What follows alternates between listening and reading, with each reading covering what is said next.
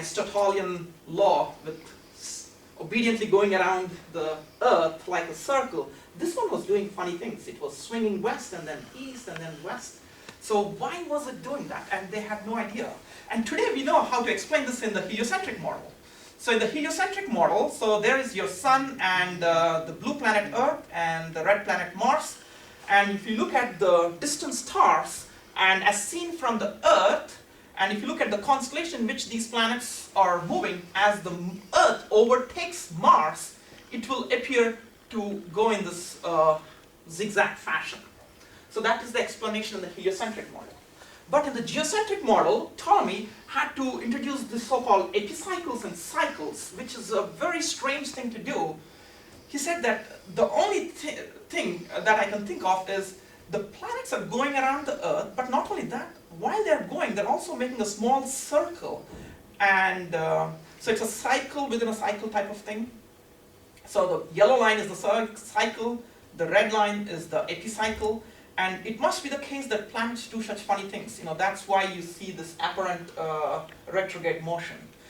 So that's the wrong way of looking at it, but it turns out that it was extremely complicated, and that led them to discover new mathematical results. You know, so this is a good example. You know, where when you look at a wrong model in physics, you'll be struggling, but at least that gives you, if not for anything, it gives you new mathematics.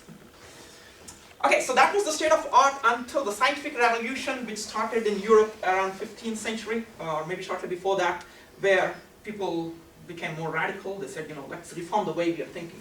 Let's not accept anything that we get from our ancestors. Let's question everything, right? Do not take anything on faith, and we should advance knowledge through scientific methods, which is experiments. So the first character here is Nicholas Copernicus, who a Polish astronomer who studied the heliocentric model. Not only studying, but he actually had the courage to publish it, but only towards his death. Published the heliocentric model in his book On the Revolutions of the Heavenly Spheres. You know, actually, it's a good book. Actually, I read this book. English translation available.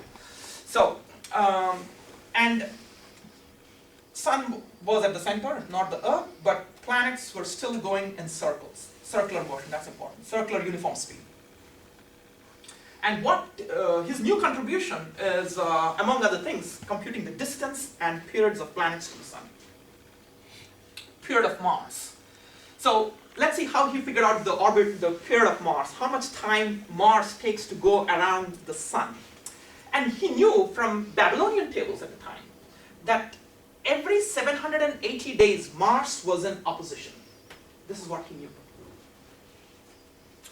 So when he knew that, so what does it mean to be in opposition? So here is the heliocentric model. The Sun is at the center, Earth, and this position is opposition. So when the Sun and the planet, outer planet, are on opposite sides of Earth, then you say that the planet is in opposition, and this is conjunction. So every 700, so there's a small animation which will show you every 780 days Mars will be in opposition. You know, so that's the so Earth completes the first year, and it goes around, completes the second year, and couple of months it's opposition. Okay, Earth completes the first year, and then second year, and 2 months approximately, there's an opposition. Because 780 days is approximately 2 years and 2 months or something. So, and he knew this from the Babylonian tables, right? And 780 days it's in opposition. So what that told him is that the relative angular velocity of Earth relative to Mars, so the velocity at which Earth is moving relative to Mars is 2 pi over 780 days. So that's how many radians Earth is moving away from Mars as seen from the Earth per day. But he also knows the relative velocity of Earth, which is 365 days. So from those two equations, he was able to conclude that the angular velocity of Mars is 2 pi over 687 days. So that means Earth takes 687 days to go around the Sun. Okay? Good. And his results were pretty good, but still not completely accurate. You know, better than what the previous people have done, but still not completely accurate. So still, people felt there was some element that was missing, and the person who helped fill the gap was Tycho Brahe. He was a Danish astronomer, one of the greatest observational astronomers of all times. So he said, okay, to put matters to rest, I need to collect my own data. I don't want to rely on Babylonian tables. So he got funding from a king of Denmark, right? So we should have such people in the math department. We can get more funding for us. He got funding from the king of Denmark to set up an observatory on an island, and he sat there for 10 years. And every night he just computed all the declinations of all the planets, everything. And he got this great data, stargazed for 10 years, right? And he had this great data, right? But he was not a good mathematician or a theoretical physicist. He didn't know what models he could come up with this data. But that was a great, great service to theoretical physicists. Like one of his assistants, Kepler, was fortunate to get the data. And this man, he's one of my favorite astronomers. He spent all his life searching for patterns in nature. That's all he did, searching for patterns in nature. And he tried to come up with new models of the solar system using the data that was handed to him from Tycho Brahe. So in particular, he was interested in finding the exact orbit of Earth and Mars. So the models which Copernicus came were good, but not very accurate, right? So in 1596, he published this Mysterium Cosmographium, and in that he did the following. Well, there were 6 planets known at the time: Mercury, Venus, Earth, Mars, Jupiter, and Saturn. He said, okay, there are 6 planets. And he was very influenced by the Greeks, by the way. So he believed very strongly in the geometric underpinnings of the universe. So he said that there should be something geometric going on. There's only 6 planets. What? Then he said, okay, there are 5 platonic solids. I'm like, okay, there are 6 planets and 5 solids. There's one missing. And then he said, okay, no. If there are 6 planets, there are exactly 5 spaces between them. So then he said, okay, maybe I can come up with a nested model. I can interlock all these planets within embedded spheres, and I can circumscribe these polyhedrons inside the spheres. And he came up with this nested platonic model for the solar system. It was quite amazing, actually, how he did that. He had to figure out what the right order of the platonic solids and what dimensions he has to put them. He worked very hard at it. It was an extremely elegant model, but did not work. So this is the good thing in physics, right? It can be, in mathematics, something is elegant, we publish it. But in physics, if something is elegant, you cannot publish it, unless it aligns with data. So therefore, he had to throw that in the dustbin, right? He had to do something else. And next comes the genius idea, the triangulation. Okay? And this was an idea which was well known to navigators. It's quite amazing, actually.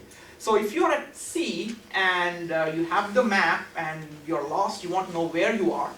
So the technique of triangulation is to find yourself, you identify 2 landmarks and measure their directions. So maybe there is an island and some lighthouse, and you have the compass in your hand, you know which way is north, or this lighthouse is 30 degrees east and the island is 40 degrees west. And then you draw those lines on your map and they intersect. That's where you are. So now the ASA congruence theorem, angle-side angle congruence theorem, tells you where you are. Because given a side and 2 angles, there's only 1 triangle with that data. So he said, okay, I'm going to figure the orbit of the Earth using this idea. So all right, so he needed 2 reference points to figure out the orbit of the Earth. He said, I'm going to take the Sun and the Mars. Good, Sun is fixed. But the problem is Mars is not fixed. Mars is moving. And here comes this brilliant idea. Okay? So every 687 days, Mars returns to where it was. So therefore, if you look at the data of Tycho Brahe, don't take all the data, but only in intervals of 687, then Mars is fixed. Okay? And in these intervals, Mars is fixed, but from our viewpoint, you can measure the parallax because Earth is moving. So you know how much Sun has shifted, you know how much Earth has shifted. So you know the directions, and you know where you are using triangulation. And he said, let's first compute the Earth's orbit using this idea, and then use Earth's orbit to compute Mars's orbit. Right? So that was the idea. Actually, I was watching a talk by Terence Tao on a cosmic distance ladder. It's on YouTube. You should watch it. And there he mentioned that Albert Einstein, he wrote a preface to one of the books on astronomy, and he calls this idea of Kepler pure genius. So if Einstein says your work is genius, that means that's pretty good. Right? So let's see this one. I have to show this to you because this is the slide which took me the maximum time because I do this animation from scratch. So there is Sun and Earth, and there is your Mars. And there's an axis from Earth and Mars. And remember, you're trying to figure out the orbit of the Earth, right? You're moving, and you want to know how you're moving in relation to these two objects. Sun is fixed, Earth is moving. So this is conjunction, and just wait for a few days. Earth is going to shift, and then you can measure the two directions. So you measure the two directions, and then wait for another 687 days. Mars does all this journey and it comes back to that position, but Earth has shifted in the meantime. Measure the directions. Wait for another 687 days. Measure the directions. Keep doing this in intervals of 687 days. Right? And and then you figure out the orbit of the Earth. Oh my God, it's not circle, it's an ellipse. And that was an eye-opener. Right? So it's kind of amazing that to do that he had to need 10 years of data, and he had just barely enough data to actually get the model correct. Glad that Tycho Brahe has sat there for 10 years, to do that. So anyway, so that's your orbit. And now, once you figure out your own orbit, now take this orbit to figure the orbit of the Mars. So this time it's slightly different. Again triangulation, but you find two positions. Observe Mars from two positions, again separated by 687 days, and you triangulate, you know where the Mars is. By this time you already know on every day of the year where Earth is on the orbit, so you can triangulate. Now find a different position of Mars by a different amount, and again compute that point from two time points on Earth which are separated by 687 days. And then you keep doing this. Right? And you get another orbit, which is also an ellipse. So anyway, it's a lot of work that he did, a lot of theoretical work and a lot of astronomical data which has been collected. At any rate, so he got all that stuff, and then finally he was able to put all these things and get the orbit of Mars and Earth, and then he did for the same thing for other planets, and that finally gave him the laws of planetary motion. So the orbit of a planet is an ellipse with Sun at one of the two foci, and a line segment joining a planet, and the Sun sweeps out equal areas in equal intervals of time. So for this, the planet, when it's closer to the Sun, it has to move faster than it would move when it's farther from the Sun. So in order to sweep the same distance, And then the last one is the time period of a planet, the amount of time it takes to go around the Sun. The square of that time is proportional to the mean distance from the Sun. And this third point is what helped him in other calculations, because if you know that for one planet, i.e. the Earth, and then you know the time periods of various planets, and then because they're all in proportion, you can get the distances of the various planets from the Earth, from the Sun. All right, so that was the Kepler's work, and this marks the end of an era in astronomy. Up to this point, everything that was done was naked eye astronomy, and the turning point is 1609 when things are different, because a very powerful tool was added in that year to the astronomer's toolkit, which I recently bought. It's the telescope. So, and before 1609, it's naked eye astronomy, and after that, it's telescope aided. In fact, it happened in the December of 1609. And the first person to get the honor and privilege to observe the heavens through this telescope is Galileo, right? And when he observed the heavens, the first thing he saw was the moon, and then he saw there were craters on the moon. And this disproved Aristotle.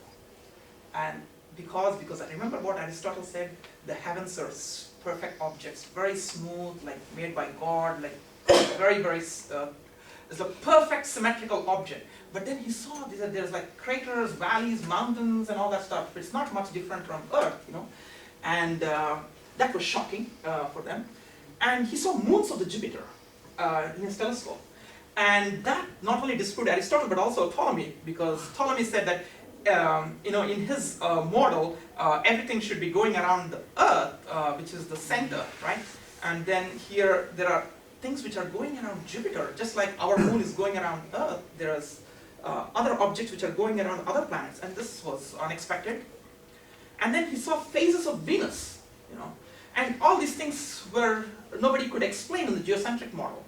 So at any rate, he was hammering the final nails in the coffin of the geocentric model, right? And that gave undisputable evidence that the geocentric model was wrong. Why? Because these are not predictions of some fancy theory. You really see it. Seeing is believing, right? You cannot contradict that. So, and some historians say that this one was the biggest blow on the human ego. Because up to that point, human beings had that pride, you know, we are the center of the cosmos, everything is going around us. You know. And this shattered that viewpoint. It's kind of interesting that at this time, a very interesting historical fact, in just 3 or 4 months, Galileo has done more astronomical discoveries than all the discoveries prior to that time. So that tells the power of a telescope. You know. Did he make his own telescopes? Well, that's an interesting story, because a lot of people think that he actually discovered the telescope, but actually it's not. So there were some Spanish merchants who actually designed, and when the news comes to him, he immediately realized that, okay, I can do it. You know, it's kind of sometimes when you don't know how to do something, but when you know that someone else has done it, you can do it too. And he had the race, and he has grinded his own lenses, and he was able to build much better telescopes. But I think another important thing is that these people who built the telescopes prior to him were only for terrestrial things, like you look at ships and rooftops or something, but he's the man who actually turned it to the heavens for the first time. Okay, so that is Galileo, and then work of Newton comes later, and standing on the shoulders of the giants, taking Kepler's work, Galileo's work, he was able to formulate his grand universal law of gravity, which explains everything in just one equation. The motion of objects, planets, rockets, everything. You know. So anyway, so I think that's the end of my talk. I just wanted to show you this narrative here coming all the way from Aristotle to Newton, where people were motivated by this cosmic distance ladder, trying to compute distances and various objects and their sizes. Okay, I think I'll stop here.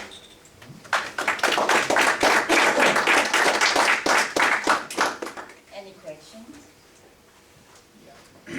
Oh, 50 minutes, that's good. With Tycho Brahe in his observatory, what was he actually using to make the measurements then? Oh, very good. Naked eye, just naked eye. And usually they had powerful, very sextants to measure the declination of the various planets in the zodiacs. You know, so yes, sextants to measure the angles. Yeah, that's all he had. You know, and not even no binoculars, nothing, no lens of any sort. You know, no technology, no calculator, nothing. He was just collecting data meticulously for 10 years, and I think that's admirable. You know, sometimes one can argue how history would have gone if Tycho Brahe did not get the data. Kepler would not have that data, and then that would be impossible for him to come up with those laws. And if Kepler did not have those laws, Newton, I don't know, one can argue both ways, but in retrospect, one can, you think how important that piece that is in the chain, you know, the data that was collected by Tycho Brahe. Philosophy question. So if the earth is not perfect, why would the heavens be perfect? Why would they think that? Well, this is the Aristotelian viewpoint, you know, like, because there's a distance, they had this distinction between earth and heavens. Here everything is not perfect, because we are human beings, but gods are perfect. They are perfectionists. They would make the heavens and everything would be perfect. And the most perfect object is the circle, therefore everything should be going circle. The most perfect shape is the sphere, that's why everything should be round. That was the prevailing opinion at the time, belief at the time. So it's not scientific, but it was more a mistake or something. How did he actually, Kepler, come up with the equal area swept out per unit time? This just seemed mind-boggling that anybody would have sat down and calculated. Well, right. Yes, exactly. But you see, that is the power of a theoretical physicist. I mean, he was an extremely good in physics and manipulating with data. So the hard part for him was to get the data. But once you give him the data, then he can go from there. And he had all these tables of all the time periods. There are all these zodiacs, right? The sun and the planets, they're moving the zodiac and they're coming back to that zodiac in these intervals, and he had the data, and then he had triangulation methods which gave him the distances. Yeah, I think, yes, it's a huge quantum leap from the data to that law. There's just by 2 slides back to back in my presentation, but it's a huge leap there. And using Newtonian dynamics is conservation of angular momentum, and then you immediately have it. Yes, right, exactly, yeah. So, yeah, this is a fascinating thread in the history of math and physics, yeah. Yeah, so, but I think I stopped at Newton, but actually that's in the interest of time, but there's a later part in the relativistic and quantum worlds, which will be saved for a different day. To be continued. It seems part of what you're doing, because you have Mars and the Earth moving in the same plane, the ecliptic, that must not be perfectly true, though, or is it? And why one plane for all the planets? Oh, well, that's because they were seeing, when you see in the sky, they're actually moving in the zodiac in the same line. So you'll see Sun and then Mars and Venus, everything is lining up in one, the zodiacs in which so there's a Libra and then Leo, and then they just move on. So that was evidence for them that they should be more or less in the same plane they were going. And why should that be true? Oh, wow. Well, why should that be true? Well, that's a deep question. I don't know. When the gas cloud starts to collapse, it just starts to naturally spin. puts that it starts spinning, everything Information of goes the into a plane. in our solar Just like a system. galaxy turns into a plane. Yeah. But it must not be perfectly true, right? It's I mean, for example, we know that. Close to solar Yeah. system. For example, we know that slightly out. for example, we know that the lunar orbit, that plane is tilted from the ecliptic plane. Otherwise, we would have eclipses more often, I guess. Oh, okay. So not everything is moving in the same plane. There are some things which are off the plane. The reason why the solar eclipse and lunar eclipse are such a rare phenomenon is because the plane in which the planets are moving and the plane in which the moon is moving, there's a bit of an angle, and exactly the timing should work out when the 2 planes coincide at that moment to form the eclipse. Yes, the answer is that not everything is moving in the same plane in the solar system. Some things are a little bit off tilted. Close, but not exact. Yes. Yeah, so in physics, you have to make some simplifying assumptions, right? If you take everything into account, then you can't make progress. You have to, and that's where the skill is. How much simplification you make without oversimplifying things. And at the time, it was reasonable for them to assume that things are more or less in the same plane. Okay, so I recommend you watch this talk by Terence Tao, where you will learn more information on this one. It's Cosmic Distance Ladder. It's on YouTube. Okay, I think that's it. Thanks for listening. I'll get this slide out.